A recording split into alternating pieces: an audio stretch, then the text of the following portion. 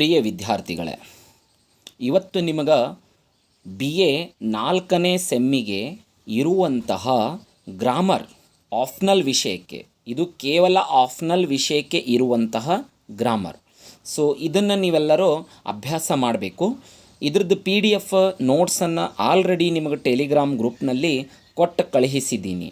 ಅದನ್ನು ನೀವು ನಿಮ್ಮದೇ ಆದಂಥ ಹ್ಯಾಂಡ್ ರೈಟಿಂಗ್ನಲ್ಲಿ ಬರೆದು ನನಗೆ ವಾಪಸ್ಸು ಕೊಟ್ಟು ಕಳುಹಿಸಬೇಕು. ಸೊ ಈ ಒಂದು ವಿಡಿಯೋವನ್ನು ನಿಮಗಾಗಿ ಮಾಡ್ತಾ ಇದ್ದೀನಿ, ಕಾರಕ ಮತ್ತು ವಿಭಕ್ತಿಯ.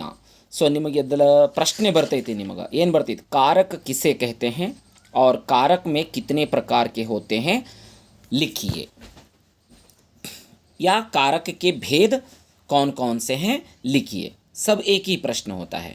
कारक से संबंधित कोई भी प्रश्न आए तो उत्तर आपको यही लिखना है. ओके, तो देखिए कारक की परिभाषा अगर हम देखेंगे, व्याख्या, कारक अंदरेनु ಅದರದ ಪರಿಭಾಷೆಯನ್ನು ನೋಡುವುದಾದರೆ, संज्ञा या सर्वनाम का वह रूप जिससे वाक्य के अन्य शब्दों के साथ उसका संबंध ज्ञात होता है, वह कारक कहलाता है. ಇಲ್ಲಿ ನೋಡ್ರಿ, संज्ञा या सर्वनाम का वह रूप जिससे वाक्य के अन्य शब्दों के साथ उसका संबंध ज्ञात होता है, हमको पता चलता है, तो उसको हम कारक कहते हैं. कारक मीन्स कारण. ಕಾರಣ ಅಂದ್ರೆ ಸಂಜ್ಞಾ ಮತ್ತು ಸರ್ವನಾಮ, ಸಂಜ್ಞಾ ಮತ್ತು ಸರ್ವನಾಮ ಇವೆರಡೂಗಳನ್ನು ಪ್ರಯೋಗ ಮಾಡಿದಾಗ ಇದ್ರದ್ದು ಸಂಬಂಧ ಏನು ನಮಗೆ ಗೊತ್ತಾಗ್ತೈತಿ, ಅದನ್ನು ನಾವೇನು ಹೇಳ್ತೀವಿ ಅಂದ್ರೆ ಇಲ್ಲಿ कारक ಅಂತ ನಾವು ಹೇಳ್ತೀವಿ. देखिए, तो यहाँ पर कारक के साथ साथ हमको विभक्ति क्या है उसके बारे में भी जानना होगा. देखिए, कारक को सूचित करने के लिए संज्ञा या सर्वनाम के बाद जो प्रत्यय लगाया जाता है उसे विभक्ति कहते हैं. देखिए, बहुत ही सरल है. कारक को सूचित करने के लिए, किसको सूचित करने के लिए, कारक को सूचित करने के लिए संज्ञा या सर्वनाम के बाद जो प्रत्यय लगता है उसे हम विभक्ति कहते हैं. तो इस तरह अगर हम आगे चलकर उदाहरण के साथ देखेंगे तब हमें यह अच्छी तरह से समझ में आ जाएगा. तो कारक के भेद कितने हैं, एक अंक में प्रश्न पूछा जाएगा आपको कि कारक के भेद कितने हैं, तो उसमें 8 लिखना है. कितने लिखना है, 8. वहाँ पर नाम नहीं पूछेगा आपको, केवल संख्या ही पूछेगा. तो कारक के 8 प्रकार होते हैं या कारक में भेद 8 हैं. पहला है कर्ता, दूसरा है कर्म, तीसरा है करण, और चौथा है संप्रदान, पांचवा है अपादान, और छठा है संबंध, और सातवां है अधिकरण, और 8वां है संबोधन. तो इस तरह कारक के भेद कितने हैं, 8 है. कारक के प्रकार कितने हैं, 8 है. तो मुख्य रूप से देखिए, तो यहाँ पर हम कारक के भेद को और भी हम डिटेल से जानेंगे, तभी जाकर इसकी व्याख्या को हम ठीक तरह से पहचान सकेंगे. एग्जाम्पल के लिए पहला लीजिए कर्ता. देखिए, कर्ता क्या होता है, वाक्य में कार्य करने वाले को कर्ता कहते हैं. देखिए, वाक्य में कार्य करने वाले को कर्ता कहते हैं. जैसे एग्जाम्पल के रूप में देख लीजिए, राम ने पत्र लिखा, एक वाक्य है. उदाहरण के लिए क्या है, राम ने पत्र लिखा.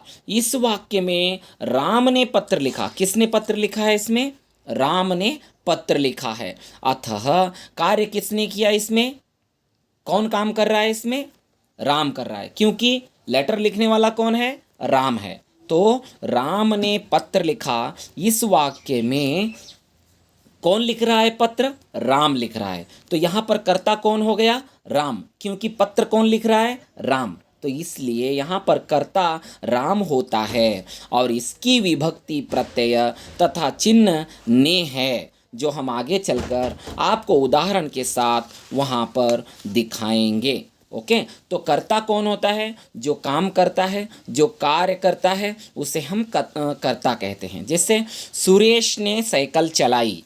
देखिए, सुरेश ने साइकिल चलाई, तो यहाँ पर साइकिल कौन चला रहा है, सुरेश चला रहा है. तो इसलिए यहाँ पर कार्य कौन कर रहा है, सुरेश कर रहा है. देखिए, जैसे गंगाधर ने गंगाधर ने एरोप्लेन चलाई। देखिए किसने एरोप्लेन चलाई? गंगाधर ने। देखिए लता ने किताब पढ़ा। किसने किताब पढ़ा? लता। तो यहाँ पर कार्य कौन कर रहा है? मतलब जो कार्य करता है किसी भी वाक्य में, कौन सा भी वाक्य रहने दीजिए, उसमें जो कार्य करता है उसे हम क्या कहते हैं? कर्ता। नेक्स्ट देखिए सेकंड पॉइंट है हमारा, नेक्स्ट कारक है कर्म। देखिए कर्ता और कर्म। देखिए जहाँ पर कर्ता होगा वहाँ पर कर्म होगा। मतलब देखिए जहाँ पर काम करने वाला होगा और तो वो कोई काम तो जरूर होगा, है ना। जैसे राम ने पत्र लिखा तो राम क्या हो गया? कर्ता हो गया, और उसका कर्म क्या है? पत्र है। तो उसी तरह यहाँ पर उदाहरण के साथ हम देखेंगे कर्म किसे कहते हैं? संज्ञा या सर्वनाम जिस पर कर्ता के कार्य का फल पड़ता है वह कर्म कहलाता है। देखिए जिस पर, देखिए कर्ता के कार्य का फल पड़ता है मतलब उससे हम क्या कहलाते हैं? कर्म कहलाते हैं। जैसे यहाँ पर देखिए रोहित ने मोहित को मारा। देखिए यहाँ पर रोहित ने मोहित को मारा। रोहित क्या हो गया? यहाँ पर कर्म हो गया। ओके, रोहित क्या हो गया? कर्म हो गया। मोहित को मारा, किसको मारा उसने? मोहित को मारा। तो मोहित क्या हो गया? यहाँ पर कर्म हो गया। और रोहित क्या हो गया? कर्ता हो गया, क्योंकि किसने मारा है मोहित को? रोहित ने मारा है। तो यहाँ पर रोहित जो हो वह क्या हो गया? कर्ता हो गया, और मोहित जो है कर्म हो गया। जैसे सुरेश ने साइकिल चलाई, तो सुरेश क्या हो गया? कर्ता हो गया। और सुरेश ने क्या चलाई? क्या चलाई उसने? साइकिल। तो साइकिल यहाँ पर क्या हो गई? यहाँ पर कर्म हो गया। जैसे यहाँ पर देखिए राम ने पत्र लिखा, तो राम क्या हो गया? कर्म हो गया, सॉरी कर्ता हो गया। तो राम ने क्या लिखा है? पत्र लिखा है, तो उसे हम क्या कहेंगे? कर्म कहेंगे। तो आगे चलकर हम देखते हैं तीसरा प्रकार। तो यहाँ पर हमने देखा दो प्रकार, तीसरा प्रकार है करण। देखिए करण का मीन्स क्या होता है? कर्ता जिसकी सहायता से किसी भी कार्य को करता है तो उसे हम करण कारक कहते हैं। मतलब कर्ता को कार्य करने के लिए सहायता मिलती है, वो किसी भी रूप में सहायता हो, तो वह सहायता जो मिलती है उसे हम करण कहते हैं। एक हिसाब से इसे कारण भी कह सकते हैं हम। देखिए यहाँ पर एग्जाम्पल के, राम ने रावण को बाण से मारा। देखिए यहाँ पर क्या है? राम क्या हो गया? कर्ता हो गया, क्योंकि राम ने किसको मारा है? रावण को। देखिए रावण क्या हो गया? कर्म हो गया। देखिए किस चीज से मारा उसने? बाण से मारा। तो बाण क्या हो गई? यहाँ पर सहायता हो गई। किसको मारने के लिए सहायता हो गई? रावण को मारने के लिए। तो यहाँ पर सहायता किसका हो गया? बाण। तो बाण क्या हो जाता है? यहाँ पर करण हो जाता है। एग्जाम्पल देखिए, अनिल ने प्रकाश को मोबाइल के द्वारा ईमेल भेजा। देखिए यहाँ पर किसके द्वारा भेजा उसने? मोबाइल के द्वारा। तो यहाँ पर अनिल ने एक ईमेल भेजा है, किसको? प्रकाश को। लेकिन किसके द्वारा भेजा उसने?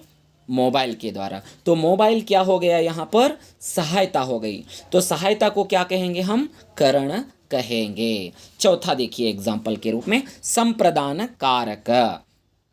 कर्ता जिसके लिए कोई कर्म या कार्य करता है उसे संप्रदान कहते हैं। देखिए कर्ता जिसके लिए कोई कार्य या कर्म करता है उसे संप्रदान कहते हैं। जैसे देखिए एग्जाम्पल यहाँ पर, मोहन बच्चे के लिए फल लाता है। तो मोहन बच्चे के लिए फल लाता है। मोहन क्या हो गया? यहाँ पर कर्ता हो गया। क्या कर रहा है वो? कर्ता हो गया। और वो क्या लेकर आ रहा है? फल लेके आ रहा है। तो फल क्या हो गया? कर्म हो गया। लेकिन किसके लिए लेकर आ रहा है? वो बच्चे के लिए। तो बच्चे के लिए लेके आ रहा है तो इसे हम संप्रदान कहेंगे। इसका मतलब जिसके लिए भी कोई कर्म किया जाता है उसी को हम संप्रदान कहेंगे। उदाहरण यहाँ पर देखिए, श्रुति ने राकेश के लिए एक किताब लाई। देखिए श्रुति ने राकेश के लिए एक किताब लाई। श्रुति ने क्या लाई है? यहाँ पर श्रुति कौन हो गई? कर्ता हो गई। ओके, तो यहाँ किसके लिए लाई है वो? राकेश के लिए। तो इसलिए यहाँ पर राकेश क्या हो जाता है? संप्रदान हो जाता है। देखिए नेक्स्ट पांचवा पॉइंट है अपादान कारक। देखिए अपादान कारक, जिस संज्ञा या सर्वनाम से किसी वस्तु का अलग हो जाना ज्ञात होता है तो उसे हम अपादान कहते हैं। एग्जाम्पल के रूप में देखेंगे हम तो यहाँ पर पेड़ से पत्ते गिरते हैं। देखिए कहाँ से गिरते हैं पत्ते? पेड़ से। तो यहाँ पर कौन गिरता है? पत्ते गिरते हैं। तो इसलिए यहाँ पर क्या हो जाता है? यहाँ पर पेड़ अपादान हो जाता है, क्योंकि किस चीज़ से पत्ते गिर रहे हैं? पेड़ से गिर रहे हैं। तो पेड़ क्या हो गया? अपादान हो गया। जिसे हम यहाँ पर कहते हैं जिस संज्ञा या सर्वनाम से किसी वस्तु का अलग हो जाना। वो कोई भी वस्तु हो सकती है। मैंने यहाँ पर एग्जाम्पल दिया आपको, पेड़ से पत्ते गिरे। किससे पत्ते गिरे हैं? पेड़ से पत्ते गिरे हैं। तो यहाँ पर ये ध्यान में रखिए। ओके, तो आगे हम देखते हैं संबंध कारक।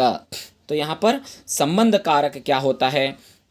जिस संज्ञा या सर्वनाम से वाक्यों में प्रयुक्त दूसरे संज्ञा या सर्वनाम से संबंध प्रकट हो जाता है तो उसे हम संबंध कारक कहते हैं। जैसे संबंध जोड़ना यहाँ पर, तो संबंध जो भी जोड़ देता है उसे हम संबंध कारक कहते हैं। एग्जाम्पल के रूप में देखेंगे यहाँ पर, यह मेरा घर है। देखिए यह मेरा घर है। किसका घर है? मेरा घर है। तो यहाँ पर संबंध जुड़ गए, यह और मेरा घर है। तो यहाँ पर मेरा क्या हो जाता है? संबंध कारक हो जाता है। जैसे देखेंगे आशा की किताब है। किसकी किताब है? आशा की किताब है। तो यहाँ पर संबंध है इन दोनों में, आशा और किताबों में संबंध क्या है?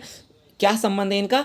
कि उसकी किताब है। तो यहाँ पर जो भी संबंध जोड़ देता है उसे हम क्या कहते हैं? संबंध कारक बोलते हैं। एग्जाम्पल के रूप में का, देखिए का, की, के, रा, री, रे, न, नी, ने। देखिए रमेश ने आम खाया। किसने आम खाया? रमेश ने खाया। लेकिन ने लगाने से आम और रमेश के बीच में संबंध जुड़ जाता है। नेक्स्ट देखेंगे हम अधिकरण कारक। जिस संज्ञा या क्रिया के आधार का बोध हो जाता है, हमको पता चल जाता है, तो उसे हम क्या कहते हैं? अधिकरण कारक कहते हैं। जैसे फल मेज पर है। इन वाक्यों में देखिए में और पर अधिकरण कारक है। देखिए फल मेज पर है। फल कहाँ पर है? तो फल क्या हो गया? और में। देखिए में और पर, देखिए पर मतलब उस पर। देखिए मेज पर है ना। देखिए इसमें फल मेज पर है। और उधर देखिए विवेक विद्यालय में है, सुरेश कॉलेज में है। तो सुरेश कॉलेज में है, तो सुरेश कहाँ पर है? कॉलेज में। देखिए में क्या हो गया? यहाँ पर अधिकरण कारक हो गया। और फल मेज पर है, फल टेबल पर है। देखिए पर क्या हो गया? यहाँ पर अधिकरण कारक। तो में और पर मतलब जिस पर वह चीज़ होता है। एग्जाम्पल के रूप में हम देखेंगे मेरा मोबाइल कहाँ पर है? लैपटॉप के ऊपर है। देखिए तो यहाँ पर आया ना, पर क्या हो जाता है? अधिकरण कारक हो जाता है। नेक्स्ट हम देखेंगे संबोधन कारक। संज्ञा का वह रूप जिसके द्वारा किसी को संबोधित किया जाता है, किसी को संबोधित किया जाता है, तो उसे हम क्या कहते हैं? संबोधन कारक। संबोधन करना, बोलना। संबोधन का मीनिंग होता है बोलना, बताना, आदेश देना। देखिए उसको हम क्या कहेंगे? संबोधन कारक। जैसे एग्जाम्पल देख लीजिए, हे प्रभु तेरी लीला बहुत न्यारी है। और दूसरा एग्जाम्पल देख लीजिए, अरे ये क्या हो गया?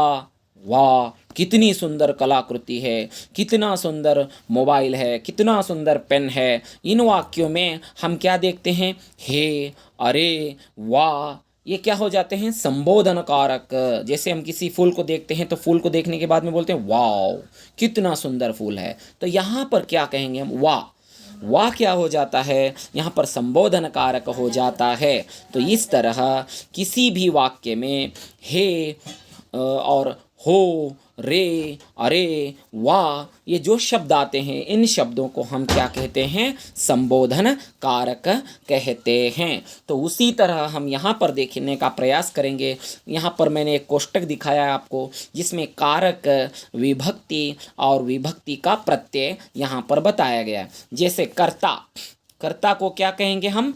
प्रथमा कहेंगे। क्या कहेंगे? प्रथमा। और विभक्ति का प्रत्यय कौन सा लगता है उसमें? ने। ने।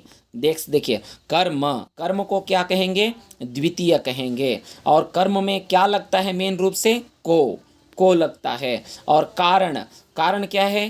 तृतीया है। और उसमें कारण क्या है? से अगर किसी भी वाक्य में आता है तो वह कारण बन जाता है।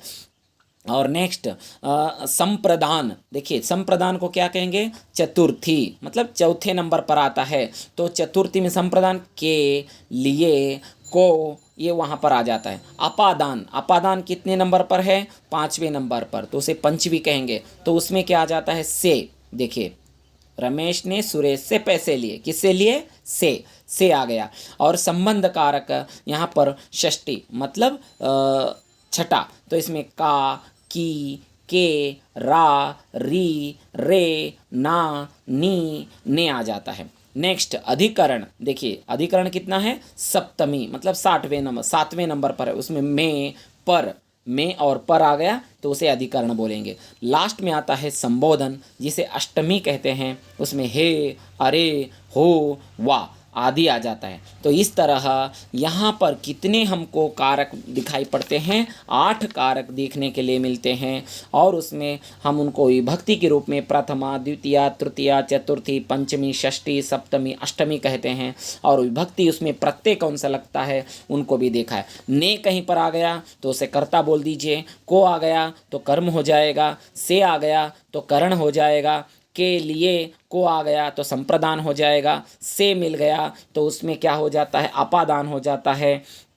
कभी कभी इससे कारण भी बन जाता है। और नेक्स्ट संबंध में का, को, की, जैसे यह मेरे मामा का लड़का है। देखिए का क्या हो गया? संबंध मिलाता है। देखिए, तो इस तरह अधिकरण, तो इस तरह यहाँ पर आपको मैंने यहाँ पर कारक के बारे में बताया है, जिसमें प्रश्न एक ही आएगा, कारक किसे कहते हैं, कारक के में कितने प्रकार हैं, कारक के सभी प्रकारों को लिखिए। तो यह आपको ध्यान में रख लीजिए। इसका PDF नोट्स मैंने भेजा है और इसको अपने वाक्यों में लिखिए, लिखकर मुझे वापस भेजिए। धन्यवाद। इसके लिए वीडियो में जो बनाया हूँ आपको भेज रहा हूँ। धन्यवाद।